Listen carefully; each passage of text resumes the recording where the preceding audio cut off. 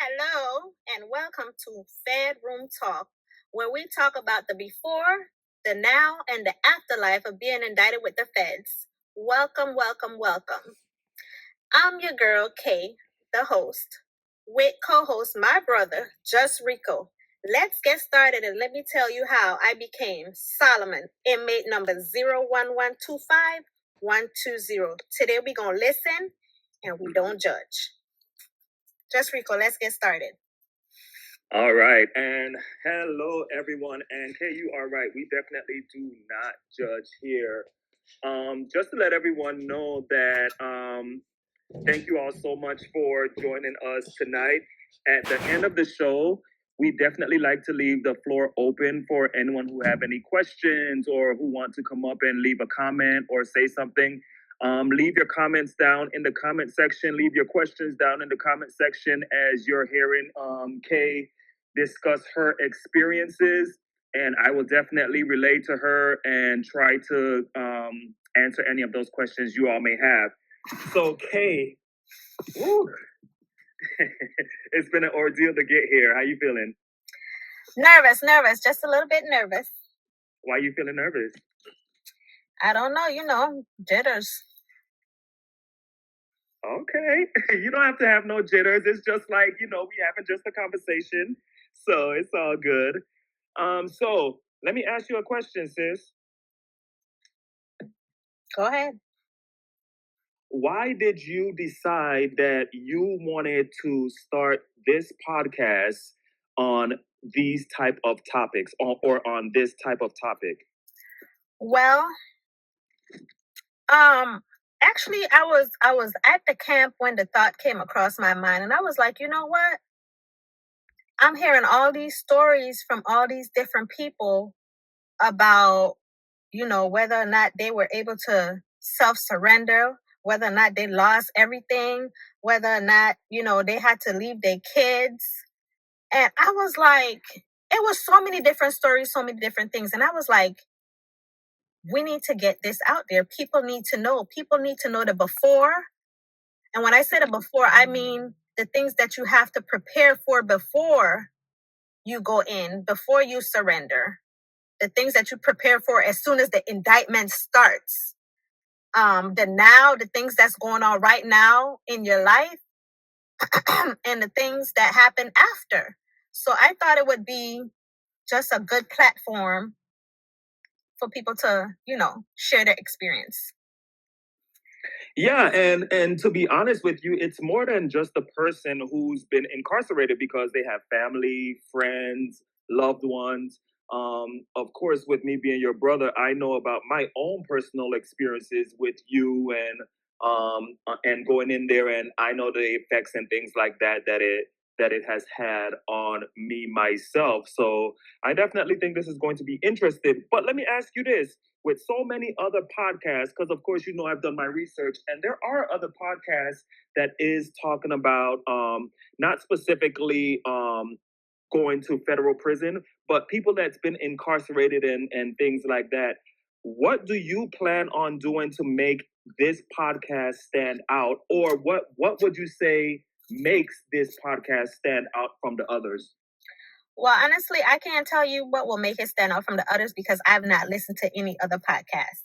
But this podcast is not only to educate the people, like I said, about what's going on in the feds. It's to let people know, like, this is like real life, raw, uncut experiences that you can hear from the actual person, not like going on a Facebook site and just typing in messages and asking questions. You can literally get a raw experience from a person that went through leaving their kids, that lost everything, that had nowhere to go when they got out. So, and at the end, we have people who did things like afterwards, and they're doing great things. So it's to educate and it's to share resources as well.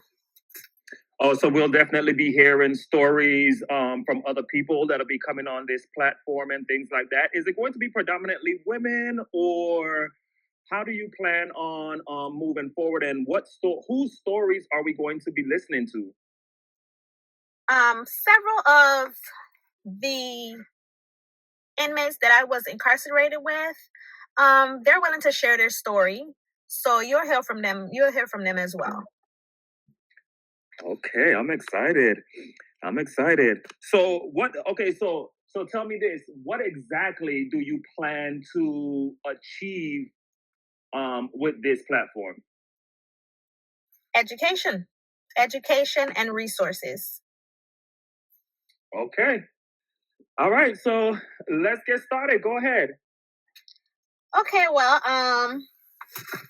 start from the beginning. This Child. is so much, guys. This is so much. So the beginning, from where I can remember, let's just say, because a lot of people say when the feds come, they have information, they have you, and they have a case. I don't think that's necessarily true in my case, because they were looking for my co-defendant. So when you say case, what were you incarcerated for? So let me just say that I was incarcerated. My charge was aiding and abetting, and with intent to train for dog fighting purposes. So wait, dog fighting? Yes, I was sentenced now, to 36 months. You know them white folks don't play about them damn dogs. They sure don't. And I got more time than Michael Vick. I was sentenced to 36 months, and I did 17. Well, shit, Michael Vick had big money lawyers, right? That's true, but that's not fair. That's not fair. Just because you have money, that don't make it right. That's true. That's true. Okay, aiding and abetting with intent to train dog fighting. That's it? Yeah, that was the charge. Something like that. Okay, so tell us what happened. So, as I said, they were looking for my co-defendant, and they found him through me. He had some dogs on my property. When I first got the property, I told him the property was so huge. I told him I need a dog on one side and a dog on the other side. So he did that. Then he also got, mind you, these are pit bulls. Then he also got a German Shepherd and that Scooby-Doo dog. What is that Scooby-Doo dog called? Whatever it is. Anyway, so the dogs that I could see, I had about a total of 7 dogs in my viewing site that I could see. Wait. Okay. So you said that your property, why did you feel, because your property is big, why did you feel you needed 2 dogs for one end and one for the next? Why was that necessary? Because I need to be able to hear the dog bark to let me know what's going on. But then that was my thought process anyway. But then you seen 7 dogs. Yes. And you thought that was normal? What's not normal about having 7 dogs? Because you said you wanted 1 dog for one end and another dog for the other end. Okay, well, he brought more dogs. At the end of the day, he brought more dogs. And it may not have been normal. What's not normal is to have 27. That's what's not normal. So when the animal control came, the animal control basically called, no, I'm sorry, let me back up. The mailman came. He drove his ass all the way through my property from one side to another. And apparently the other side had more dogs. The other side is way on another. I have 8 acres, so you can't really see unless you drive through the property. So he's been driving through the property all these years before I bought it. So the way he went, he drove through. He did not like how the dogs was tied up. They call it fettering. He did not like how it was tied up, so he called animal control. Animal control came out and they walked my property without permission. And when they came, I had to come out. I had to talk to them, and my co-defendant had to talk to them as well. He gave his name. When he gave his name to animal control gave his name to whoever they gave his name to, And that is how the whole case started. He was wanted from a case in 2017 that they had been looking for him for. So when Animal Control ran his name, or whoever they gave his name to, boom, they found him. And okay, so let me interrupt you, at my house. Sis, let me interrupt you real quick because something ain't making sense to me right now. So you originally said that you seen 7 dogs. You ain't never wondered where the dogs were staying or where he was keeping the dogs or nothing like that? Just not hear me say, when Animal Control came, I found out that there were 27 dogs total on the property. No, I heard that, but what you said originally was you saw 7 dogs. Yes. Did it never cross your mind, like, where the 7 dogs would be staying? Would they what? It was in my view. I could see them. What do you mean where they were staying? What? See what? You saw where they lived, or what exactly were you seeing when you saw them running around? Like, where was he keeping the 7 dogs? The 7 dogs was right in the back porch. The view of my back porch. When I walk out the door, I could see all those 7 dogs. And where were they staying? Only one I could not see was the Scooby-Doo dog, because he was on the other side. But I know it was 7 dogs where I could. But where were the dogs staying? They were chained up outside in the backyard. So you knew they were chained up then? Clearly, I could see them. So you never thought it was an issue with 7 dogs being chained up in your yard? And where were they chained to? They were chained to the tree, or he had some little blue, I don't know what you call them things. They're big, barrels. He had some barrels that he would use as their home. So most of them was on a chain somewhere. And okay, so let me ask you this. I have a question from somebody real quick. Did it ever cross your mind to walk around your own property? Because where were the other 20? The other 20 was on the other side of the property. And like I told my attorney, I come home at night. I work 7 days. Well, at the time I was working 7 days a week. So when I come home, I'm not trying to drive around my property to look for no animals. I don't even drive around my property to see squatters on the property. So drive around. If I see 7 dogs, and I know that's how many dogs he brought, in my head, I thought if he didn't tell me that he had 20 more dogs on the other side, why would I be thinking to drive around my property? It's just weird that you see 7 dogs chained up, and that didn't seem weird. But listen, I know my co-defendant, and I've been knowing him for 15 years, and I know this man has a ton of dogs. Okay, so seeing 7 dogs to me, that's nothing. When I know he has tons of dogs. Okay, I get that. Sheesh. What? We're just asking the questions as you're telling the story. Well, hell, I feel like I'm on trial again.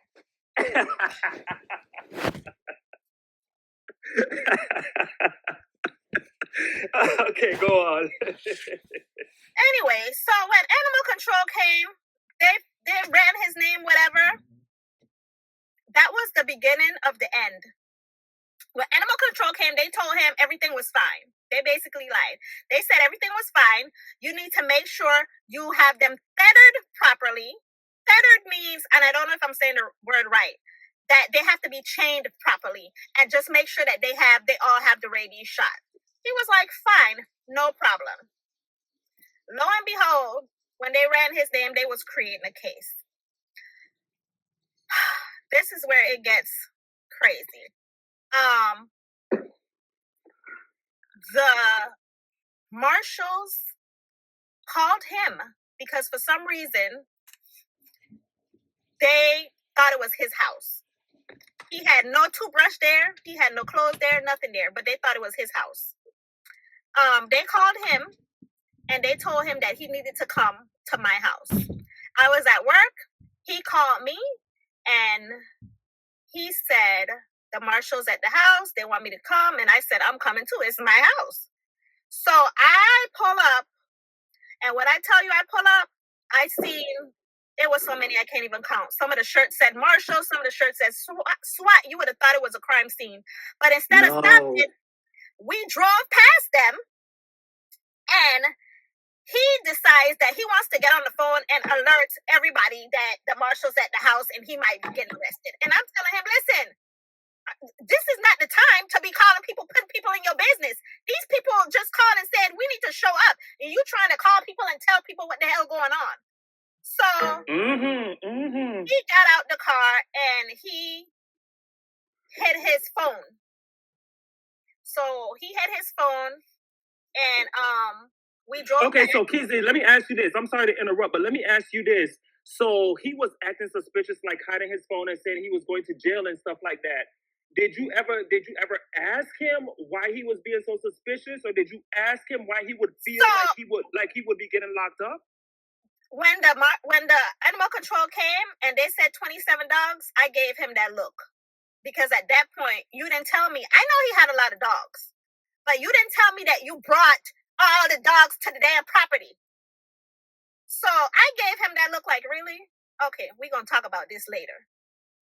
At that point, I already knew what time it was. He didn't have to say nothing else. So when we drove past and he hit his phone, I already knew in my head, I ain't that damn slow. Something going on. So when he hit his phone, we double back, we pull up, and they would not let me in the house. I was like, so can I go in? They said, no. Why can't I go in my own house?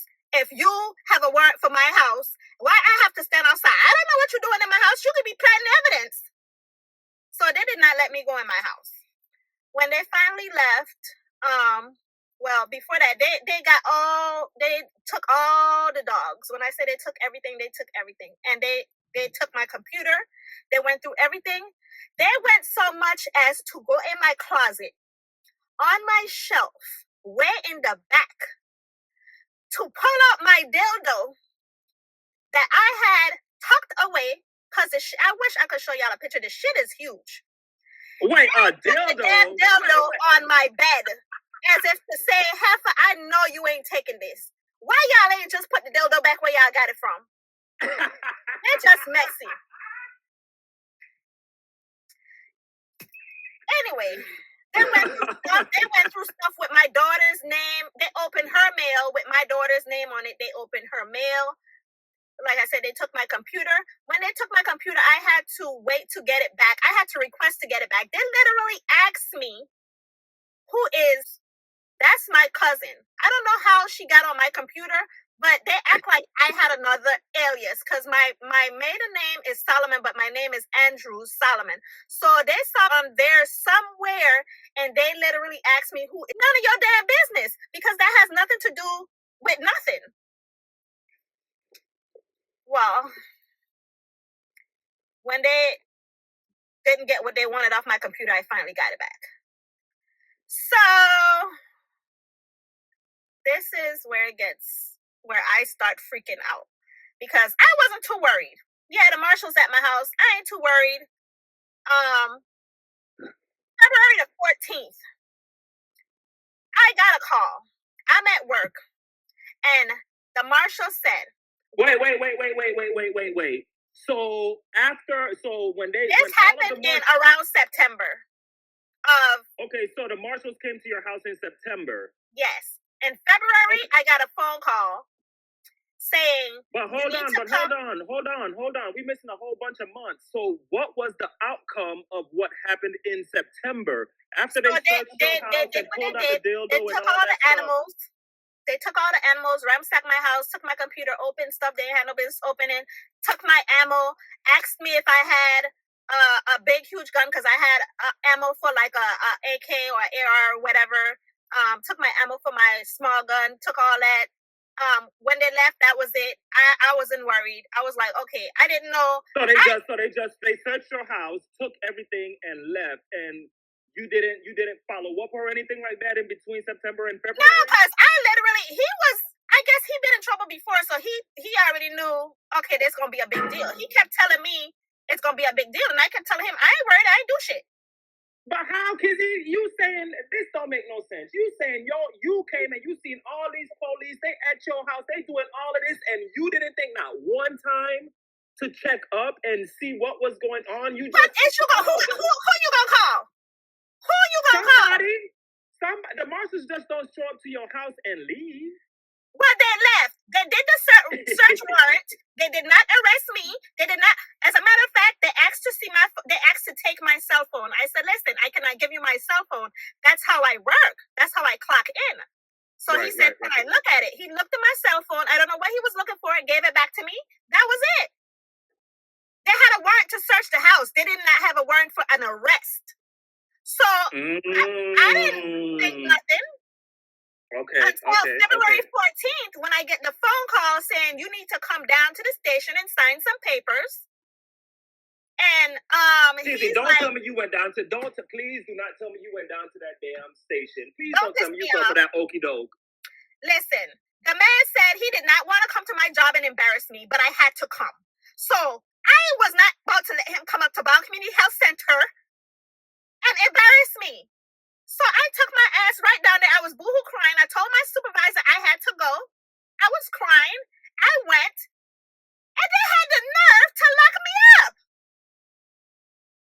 So they locked me up, and they asking me, fingerprinting me, and they asking me for my co-defendant. I told their ass, I said, the same way you find me, find him. I'm not about to give you shit. Because why am I being arrested?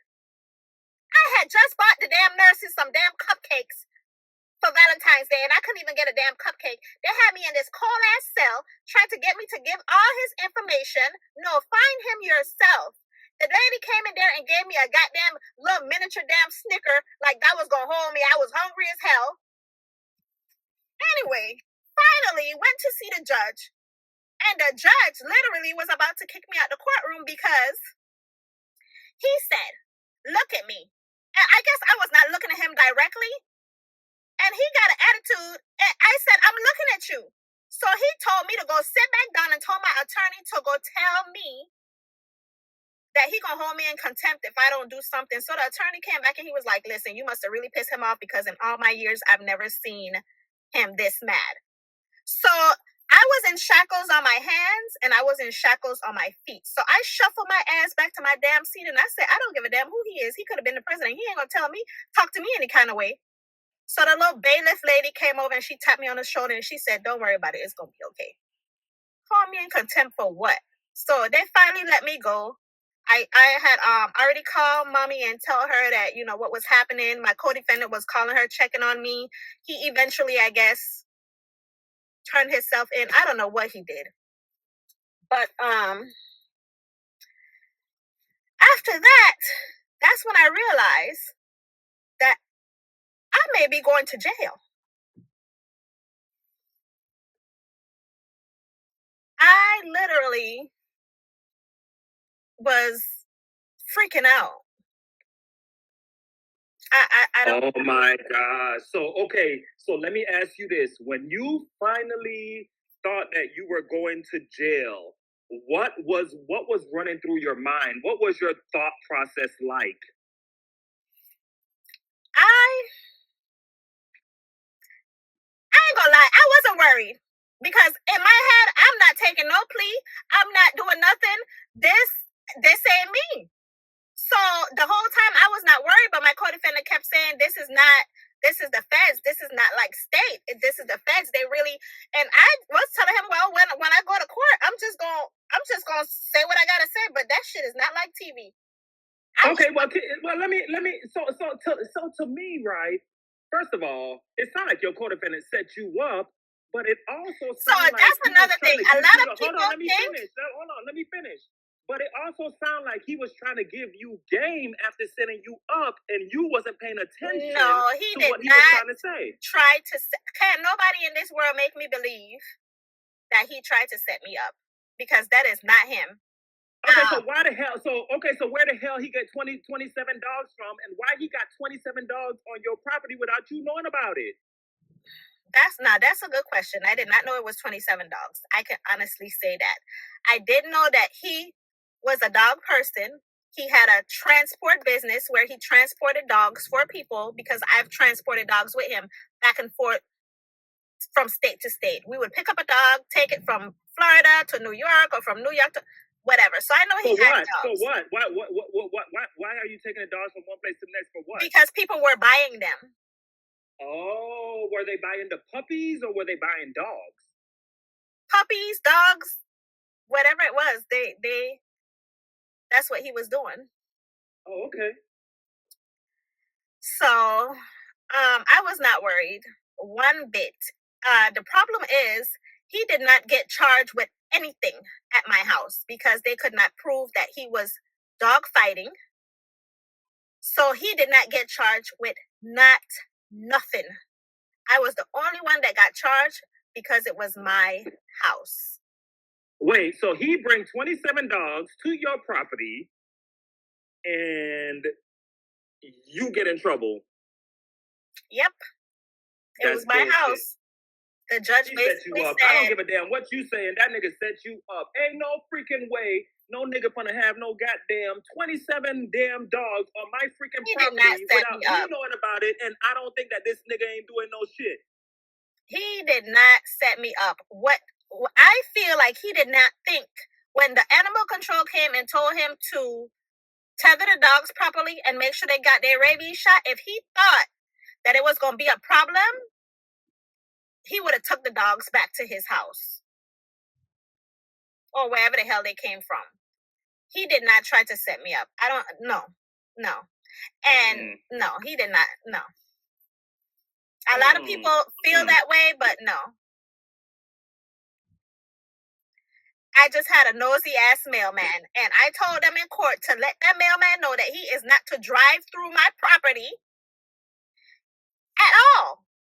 First of all, I had a no trespassing. Listen, technically, you know I'm on your side, but technically, I don't know. You ain't the damn mailman. People do not, especially them white folks, they do not like to see no dogs outside. They do not like to see no dogs chained up. They do not like to see all of that. So technically, you can't blame the damn mailman because he care about how the animals are being treated. That ain't none of his damn business. Blaming your damn co-defendant for having 27 damn dogs on your property chained up. You know what? And that's me not judging, child, but that's just how I feel. Yeah, we listen, but we don't judge.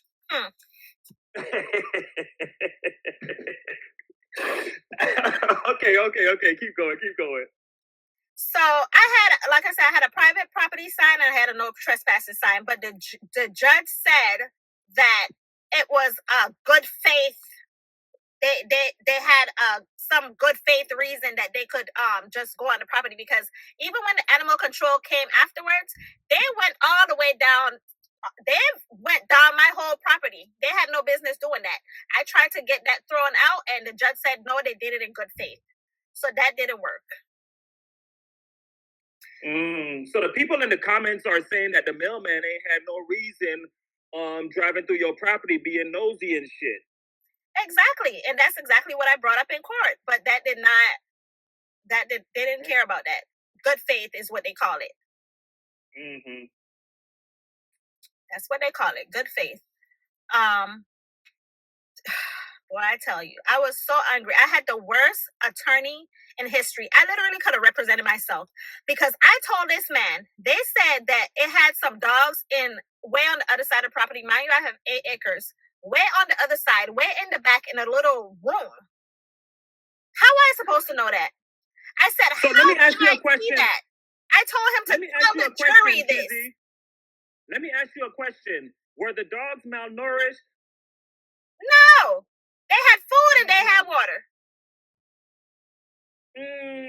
Well, I don't know about the dogs on the other side. The ones that I could see, they was not.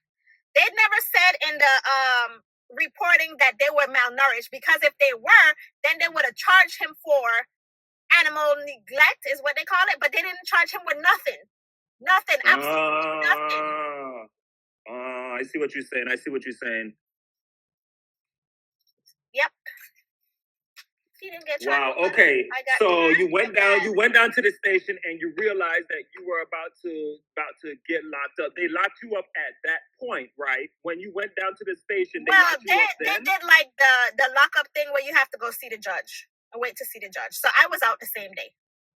So after they did that and after you got out, what were your next steps? What did you do? Who did you tell? What happened? I did not tell my kids.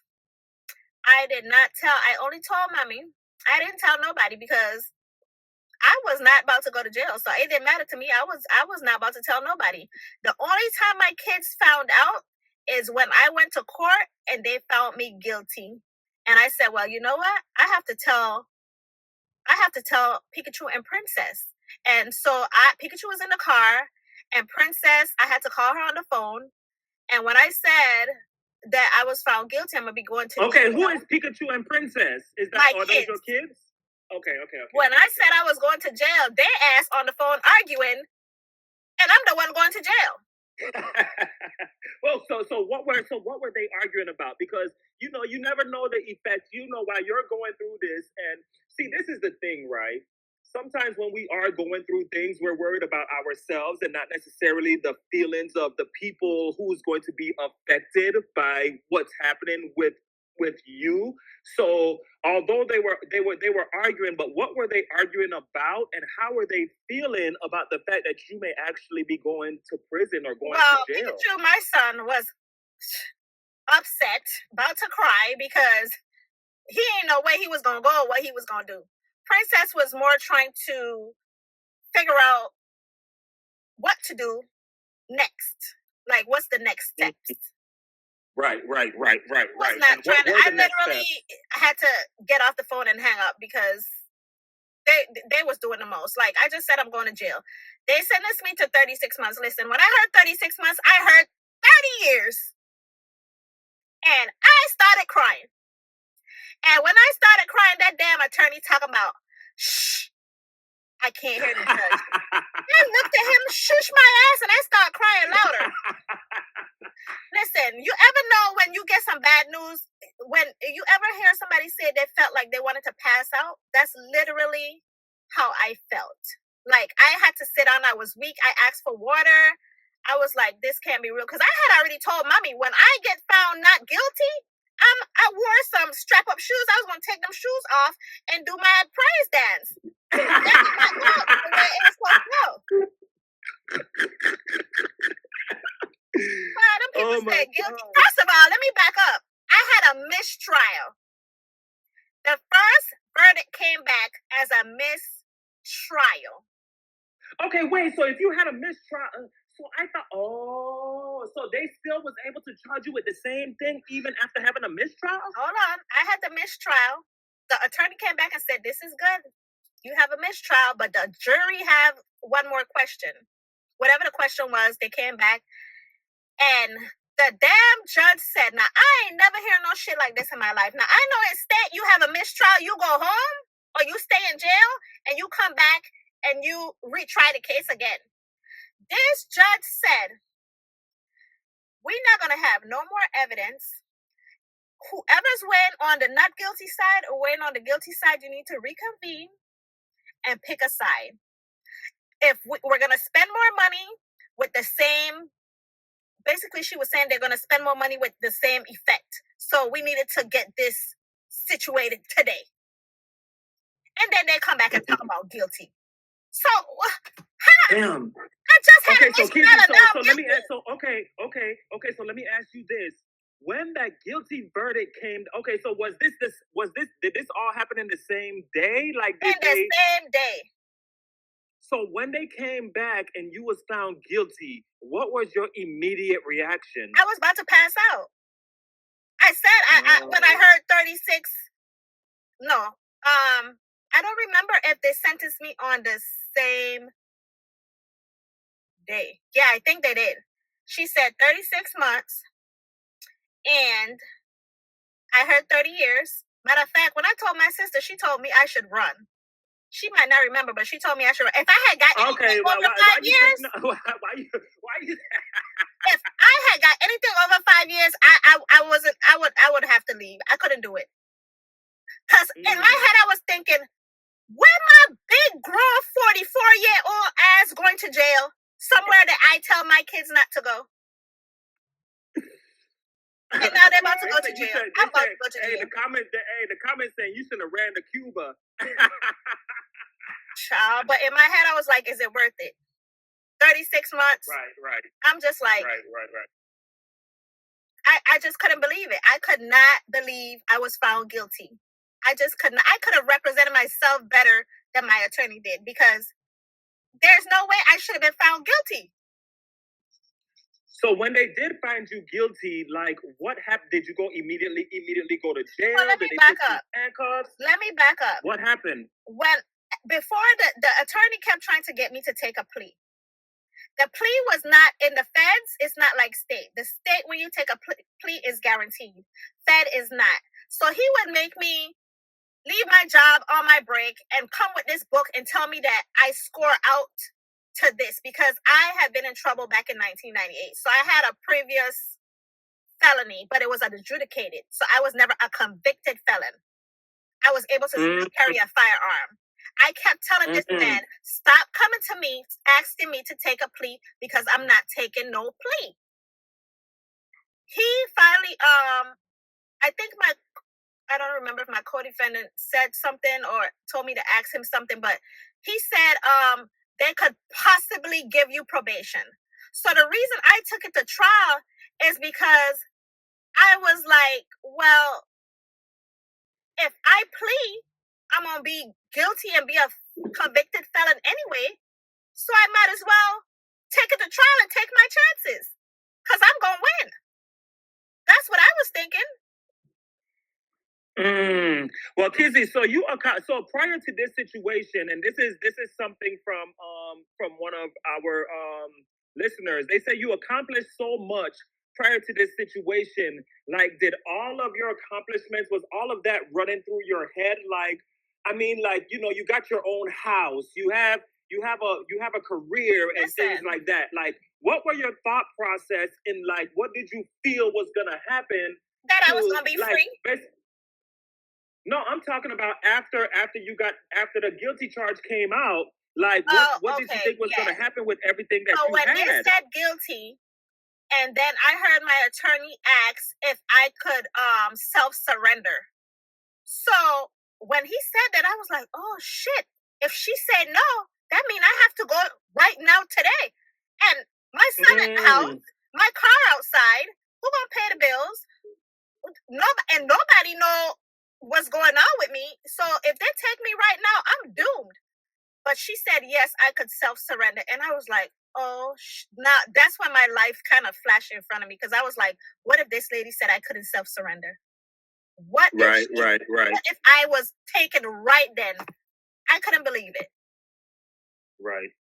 Okay, so when did you finally, because as me being your brother, I know that, you know, your attitude was horrible in the months coming up to us actually finding out that you were in the situation. And I was telling my other siblings, like, something ain't right with her, like, you know, because I know you had cursed me out, and that's a whole other situation, but I just knew something wasn't right with you, right? First of all, so after you found that out you were guilty and things like that, when did you let us know? Like, when did we actually find out? The day that I got found guilty. Because before that, you was telling me, why you ain't tell me I could have helped? Help what? You got $25,000 to pay a regular attorney? like people like to say, why you ain't tell me I could have did this and I could have did that. You could have did nothing. Like, I had my other brother telling me, oh, don't worry about nothing.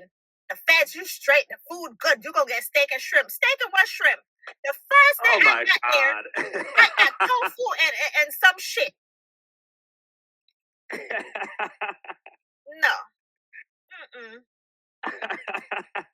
They say shake a little ass. The money would have appeared from somewhere.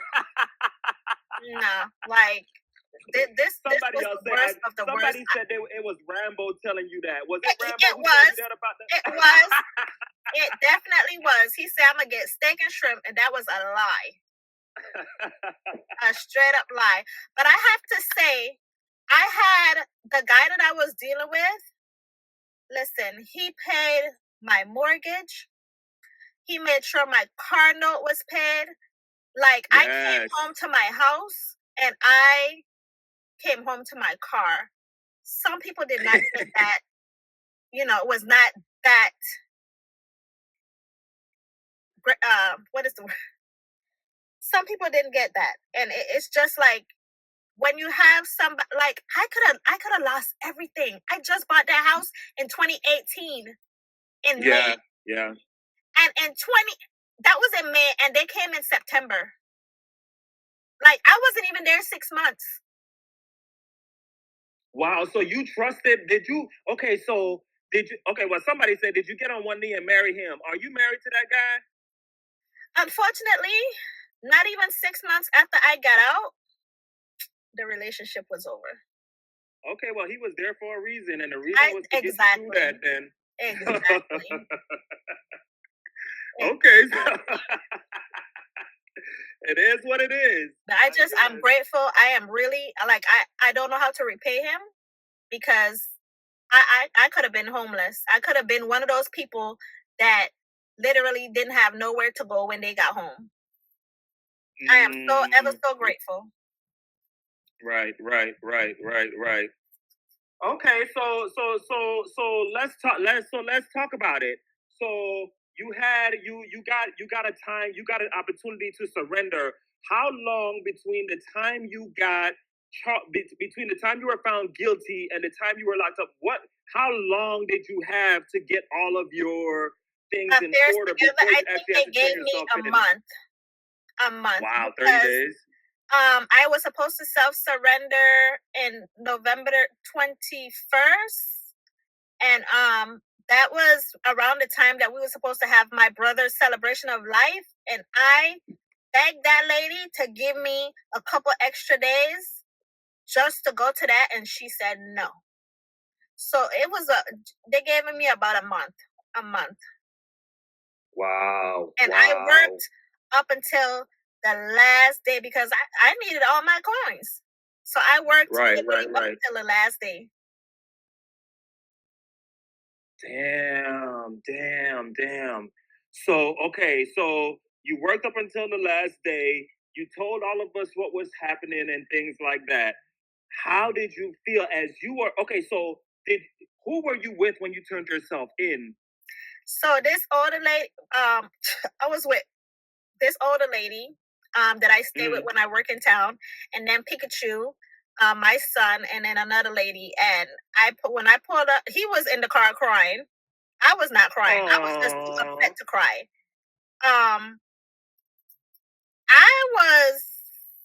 He was just like, "Mommy, don't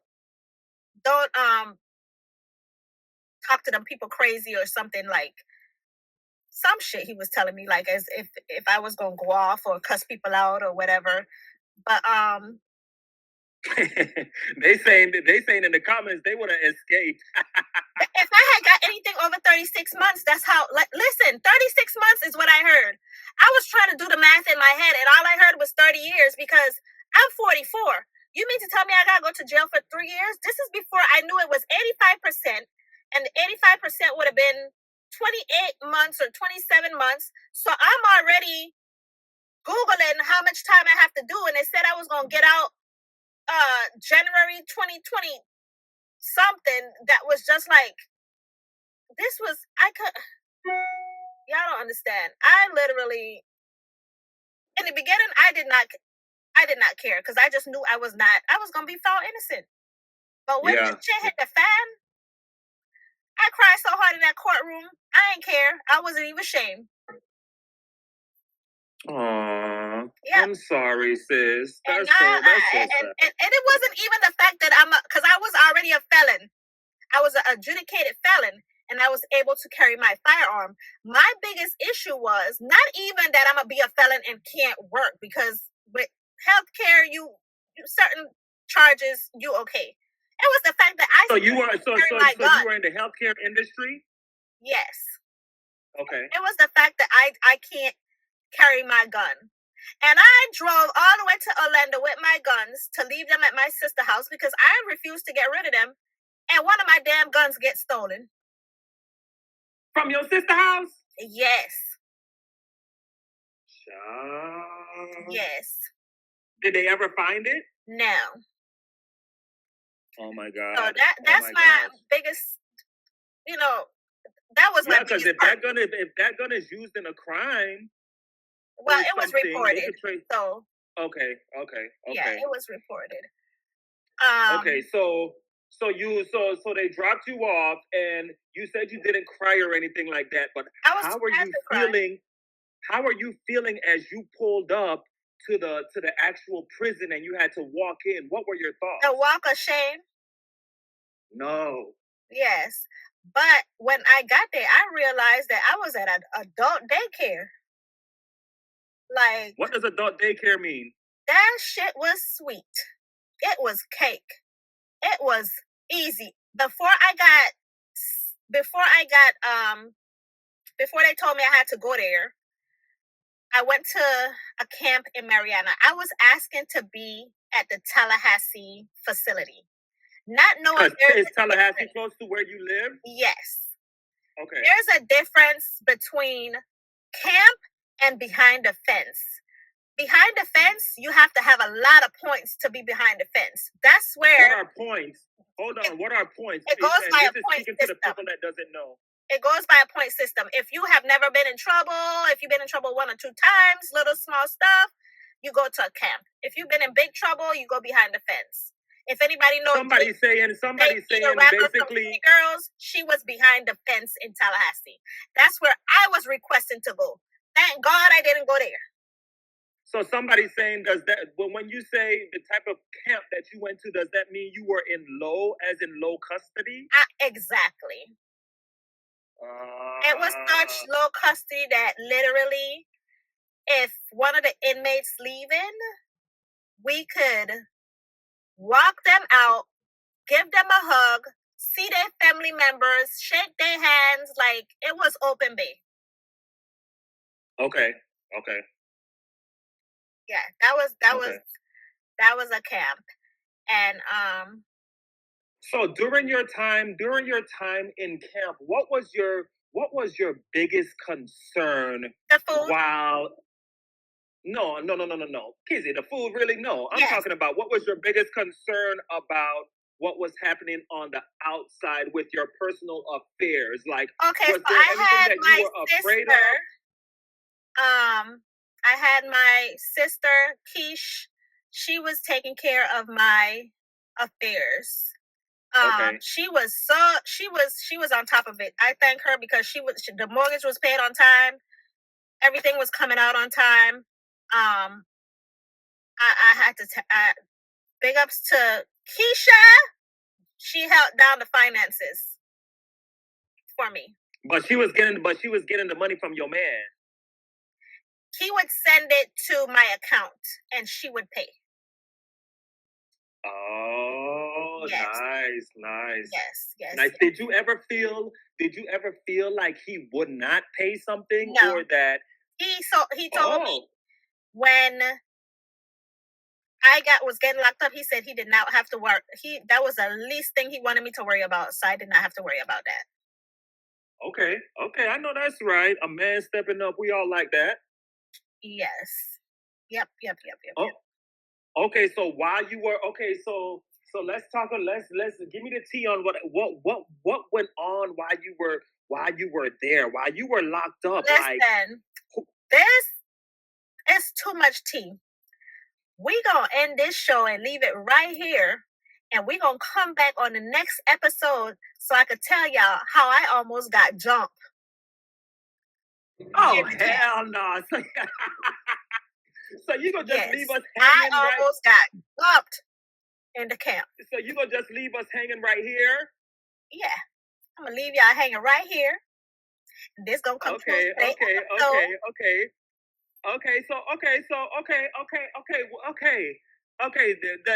Listen, the comments is saying, what the hell is going on? Why is you ending like right now? And because I got to have y'all come back for the next episode. Who gonna listen to me if I ain't got nobody on air?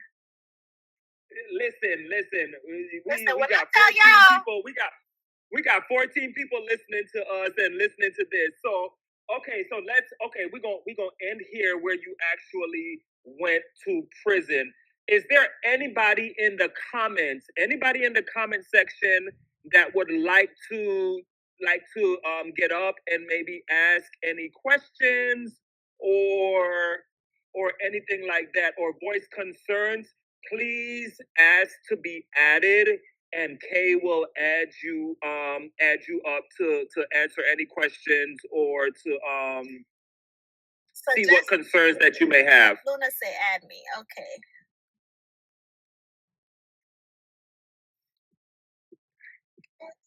You can hear me? Hello? Can you hear me? Yes, I can hear you. Hi, this is Ricky. This is Ricky Shaw. Oh, hey, cuz. Hi, Rikisha. Hi. My question is, I want to know what was the stupidest thing anybody served time for when you was there? Because to me, your case was stupid. So, is there any other stupider cases that anybody else served time for? It's so funny you asked that because they were saying that I was gangsta for being there because mostly everybody was there was for fraud. The Wow. PPP loan was a big thing then. So a lot of people, listen, I might as well had do fraud because they was getting 24 months and they still get to keep their millions. Wow. Yep.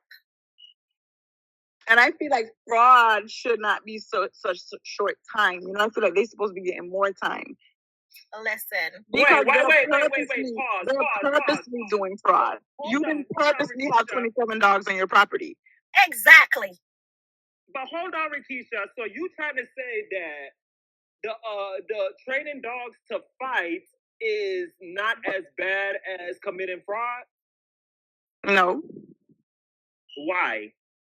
Because she wasn't purposely she didn't train no dogs. Exactly. No, I'm not. But we're not saying that she's training dogs. But that's what she got arrested for. Why do you think that treating and I feel like they assumed. I feel like they assumed she were training dogs because just because you have dogs on your property tied up, that doesn't mean you're training dogs to fight. Yeah, that's a good thing. So Kizzy, some Malibu 24 just asked, how would they know if you were training dogs to fight? Did you like what? Okay, so I skipped that part for some reason. See, I know I was gonna miss something.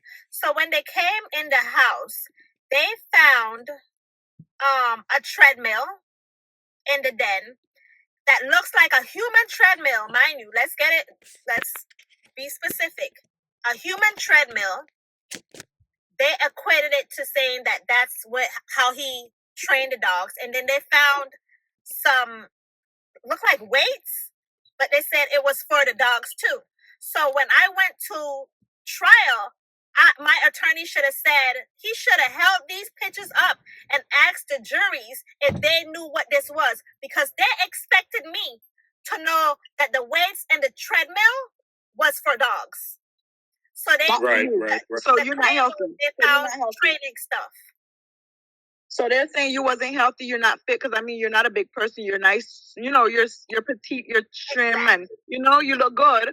So they don't think that you used to exercise. They never thought that. No, they said that it was they knew that. I guess they know about dogs. If you're not a dog person, I know about dogs and I know about training, but people, they do this stuff and I don't know how they came to their conclusion. But like I told them, if I don't know anything about dog fighting, how was I supposed to know what y'all know? So Island Pretty Boy says, what dogs use weights and treadmills? Island Pretty Boy, the dogs that they use for fighting. Yeah, they put this, so they'll tie the weights. They'll tie the weights to the dogs, like the dog collar, and the dog would like drag them so it could strengthen their 4 legs. But how you That's know? what I know.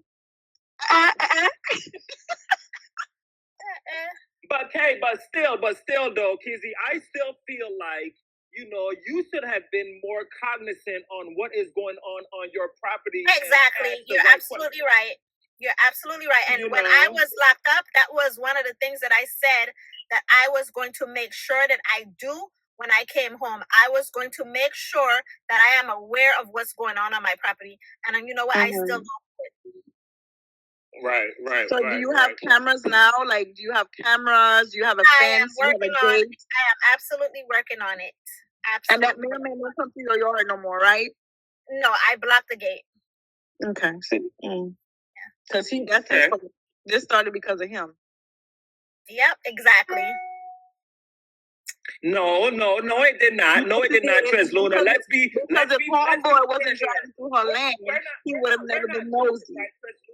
But let's be fair here. It did not start because of the mailman. It started because of Kizzy's because of her not paying attention to what was going on her property. You cannot because you remember she asked for those dogs. She wanted dogs to guard the yard. Yes. No, that's not true. She wanted one dog for one end of the property and one dog for the other end of the property. But we didn't know it was 8. We didn't know it was 8 acres. That's a big property. But 7 dogs showed up. 7 dogs showed up, right? If I tell somebody I want 2 damn dogs and it's 7 damn dogs and they just chained up outside, ain't no way I'm just gonna be like, oh wow, let me sip my coffee and watch these 7 damn dogs, and I'm not gonna ask no questions. I'm not gonna be suspicious or nothing. That's crazy. Do you know how big? Do you know how big is 8 acres? Thank you. I was just about to say that. I know how big 8 acres is. Baby, I need $27 on my land.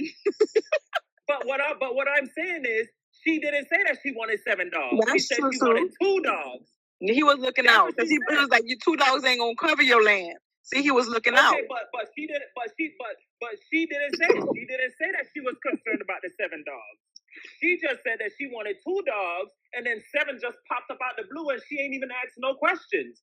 Okay, I had 7 dogs chained up. Okay, whoop did he do? You know, and this is my sister, so I'm on her side. But like, I don't sound like it. Cognizant. We have to be cognizant of what is going on with our personal properties and things like that. That is so true. You know that is so true. But I told the judge, I said, you can even pull my work records, my clocking and out time. I'm never home. And when I get somebody home, said the mailman should mind the business that pay him, deliver the damn mail. Yes. Somebody said, what time does the show start back? Tomorrow don't sound like it. Listen. When is this? We need to know because you cliffhanger. I don't like cliffhangers. I know. We gonna end it.